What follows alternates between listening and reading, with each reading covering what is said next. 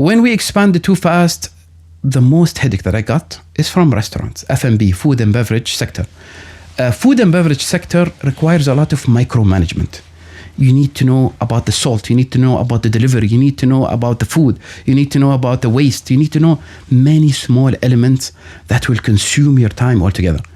See, when I tell you that I started the F&B business, it was doing well. You have cash in your pocket, but your time is non-existent. There's no time for yourself. There's no time to do any other thing. Delegation doesn't work? No, it works. It works, but you need at least for 3 years to be involved to the minimum thing that involves your business. I remember we used to lose money because there's a lot of waste. You know, there's extra of chicken, extra of milk, extra of that is being thrown away. Yeah. And the margin is gone. And was a big question until we figured it out.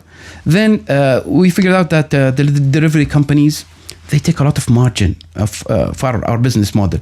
And we did not calculate it at start, but because when you do a feasibility, the company started at that time, the delivery company, I don't want to name them, but they were eating a lot of our margin.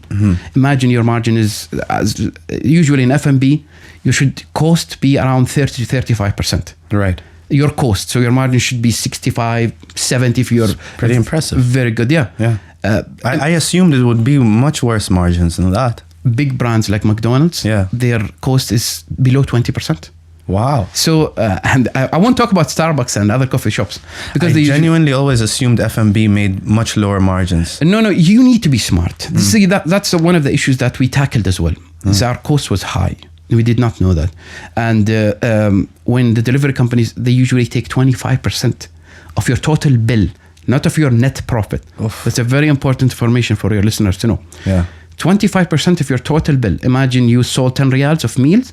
They'll get 25. They will get 25%. 2.5 riyals is for them. And it's not of the net profit of the total sale. They give you a good service. They give you, marketing and ease of use, which is good. Access to a lot more people. But means that you need to reduce your cost even further, which is a challenge as well. So these delivery companies, in Dubai or Doha, they say we take 35%. And Oman, even though it's geographically expanded, it's not centralized. There is not the downtown Oman or the downtown Muscat or downtown Salalah. So we have this rule in construction that you cannot exceed a certain height. So we have horizontal expansion instead of vertical expansion, which increases the cost of delivery. And so because of that, they said, even though population is just around 4 million, we reduced it to 25. Now it's 28%. Again, this is another challenge for F&B that we needed to add on as we went with the business. So be aware of that. Right. And micromanagement does not stick to one thing. Imagine one day that there was a complaint. I remember one day we had a good complaint from a good complaint that I learned a lot from. One of the people who came into the restaurant, they said, you said you will give me chicken 180 grams. And you gave me 175. Wow. I swear, it was an actual complaint. This guy went and weighed it and saw 5 grams missing. 5 grams. He must have been on a strict diet. Yes, he was. But I had to come in myself. And I talked to him and told him, what was the issue? He says, where is my 5 grams? And I took him to the kitchen. And I told him, look, this is pre-cooking and this is post-cooking. But see, this is something that took a lot of my time. Imagine I was doing some kind of work and I had to leave everything and go to the customer, deal with him, then get back. That's 3 hours of your time just disappeared. See, the thing is in GCC nations, which time we do not appreciate that much. I have something that I need to complete in one of the government sectors. It took me around 1.5 years to complete. Wow. That's horrible for an entrepreneur. Entrepreneur, every time counts. If you're a job, you get paid on 25th of each month. That does not mean it wouldn't anything. matter as much. But here, every day it matters because I have employees that I need to pay their salaries. I have rent that I need to pay. Now I have to pay taxes and other stuff. So this mindset is changing significantly, specifically during a post-pandemic time.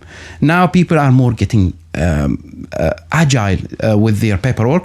Everything is transforming into digital, which is excellent. I'm very happy with that. So micromanagement in a F&B project is very, very, very hard. You need to be aware.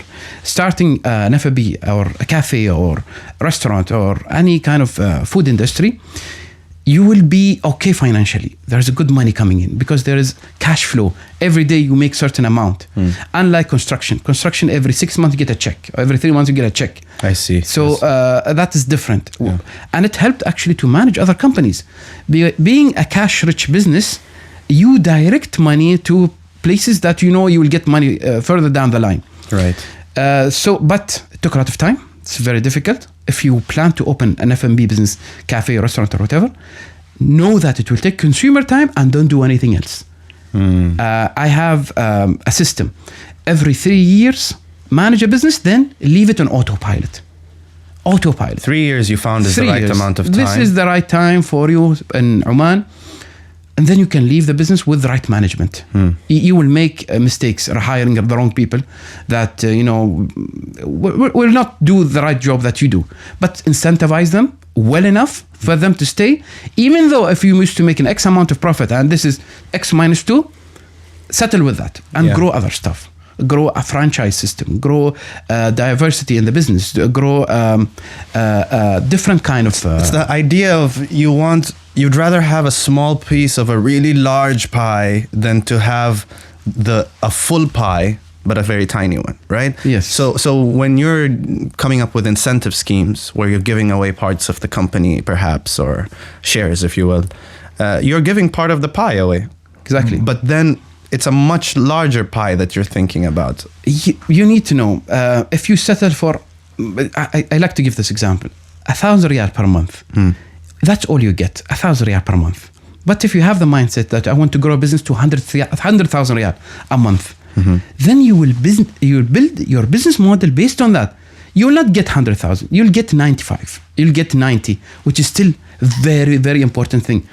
If you feel your cafe is making sales per day 200 riyals, as an example, you wanted to grow it. You want to grow it further. Open more branches, and that will get you another 200. Franchise, add streams of income, products. Did you franchise your F&B business? This is now the story where it has a bit of a sad ending. But in 2020, I found a buyer for the F&B portfolio entirely. I felt it's not a right opportunity to do because it's taking a lot of my time. And I sold the entire portfolio, which is good because then pandemic hits. I was very happy with that move. It was a good move. Good timing. It was a good. I'm quite blessed that happened. So alhamdulillah. But I would like to get back on that horse again once I have the right management, the right capabilities. The healthy kitchen is not under you. No, it's not anymore. Okay, it's not anymore. It's sold to another party. Yeah, but that was a very dear project to me. I worked very hard on it. Can you tell me about why you started that business? Again, because of a problem that I found. I had a weight problem. I told you I was weighing around 140 kgs, and I struggled with good food. I did not like the current healthy cuisine that's available in the market. So I wanted something delicious, and something healthy. Still struggle with that. Yeah, it's very difficult. So when I started that business, it was originally a franchise. But then we found an opportunity to do it in our own brand, which is very good. When we did a move with that, although it costs a lot because you had to create your own menu, start from zero, create a brand. Anyways, so that was a good business model if people think of doing it. A healthy food with delicious flavors. Asian, Indians, Italians cuisines are a big trend for healthy meals. Please. Flavors, people, please add spices, add sauces. Sauces don't cost that many calories. Just show you a little. No, see, the thing, nothing personal, but I think you know who I'm talking about. You need to distinguish between bodybuilders and people with lifestyle. Yeah, bodybuilders, even they cut salt.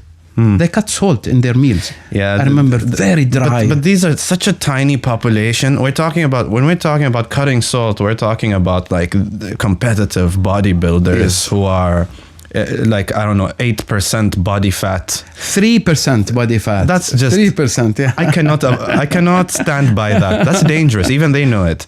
They do that for like a week, and then because it's dangerous to be at that they body cut fat. water, they cut salt, and it's very dangerous. I remember I saw one of the bodybuilders drinking battery fluid. Battery fluid, if you know, it's pure H2O, pure, and that's actually poisonous for your body. Why? What? Why? Because they wanted to cut the salt altogether. So usual water that we drink contains many minerals, including salts. So they drink pure H2O. Pure H2O used in battery fluid. And that's quite dangerous. So please don't do that. Please, whoever is going through a competition or a championship, drinking pure H2O is very dangerous for your body. You know, don't drink anything that's meant for your car. And let's put it. You know, I show that nobody listening. Ain't nobody listening. Ain't nobody listening.